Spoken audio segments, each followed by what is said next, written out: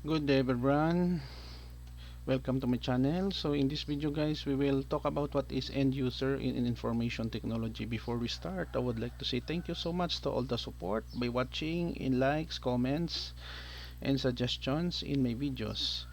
Without you guys, my channel would be impossible to grow. So in this video, we will talk about what is an end user in information technology.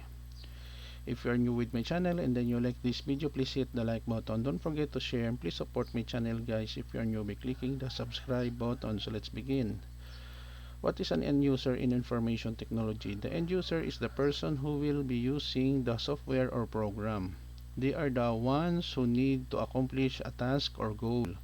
The end user needs to be able to understand how to use the software or program. They also need to be able to give feedback on their experience. Okay guys, so this is the end of my report on what is an end user is all about in information technology. It is a must and important for us to be familiarized with different computer jargons.